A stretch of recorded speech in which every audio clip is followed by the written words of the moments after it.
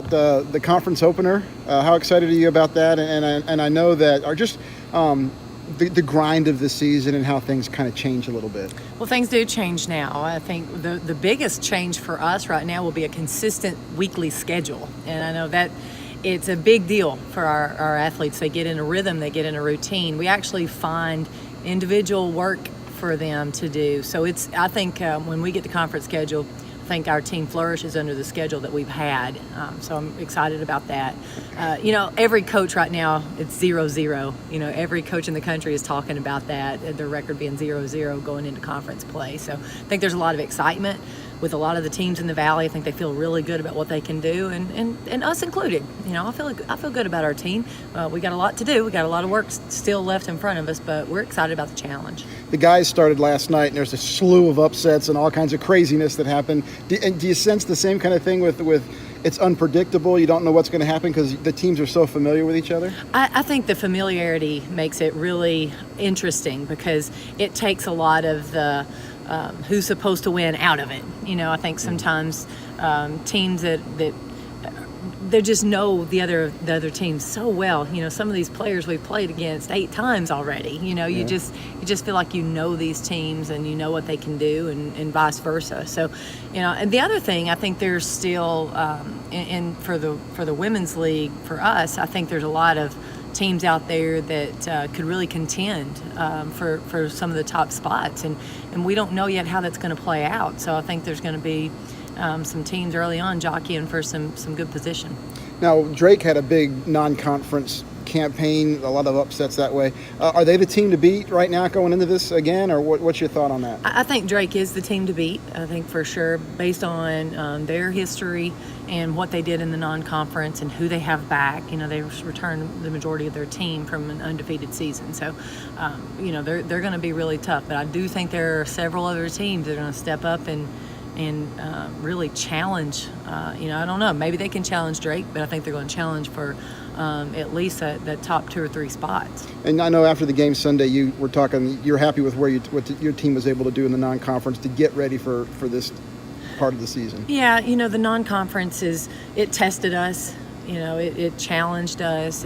We were in a ton of close games. Some came up short. Would love to play them again. I think we could have a different outcome. And some recently that we were able to win, and that's a good sign.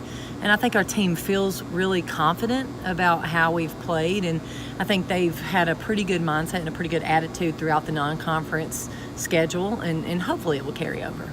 What about Indiana State? What do you know about the Sycamores going into this game tomorrow night? Indiana State's personnel is very similar to what it was last year. We're not seeing a lot of new faces, but their head coach is different, and so her system is different. I think right now they're playing hard defensively. I think they've always been known for that, so their personnel understands that's how they play. They're relying on their point guard for a lot of production.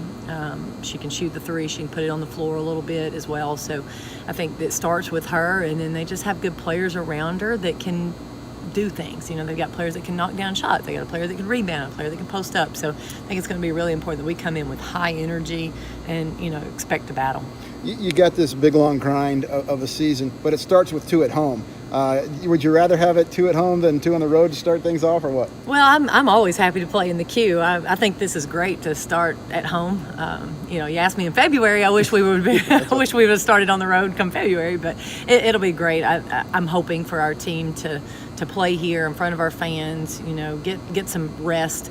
Not travel weary to start the season. Right, and you got 3 wins in a row going in. Build a little something, right? I'm hoping that we can take some of that momentum that we've had in the last few games into this conference schedule. All right. I guess just talk a little bit about opening the Valley Conference, being a senior. You know what this is about. All of the work you guys have done over the last 2 months have led to this point right now to kind of get off to a good start. Just talk about that. Yeah, so basically we're coming off of 3 wins at the non-conference, which is great for us. Kind of gives us a little bit of momentum. But overall, I think that everyone just is super excited to start conference play. It's the last kind of big push towards the end of the season.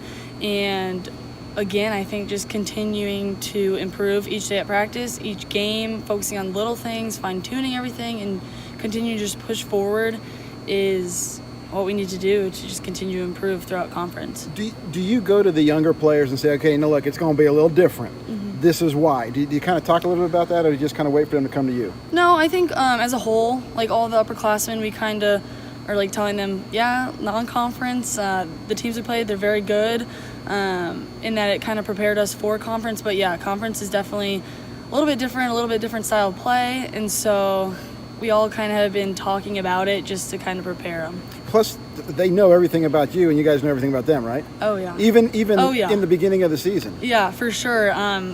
That, as well as we watch film on them, they watch film on us.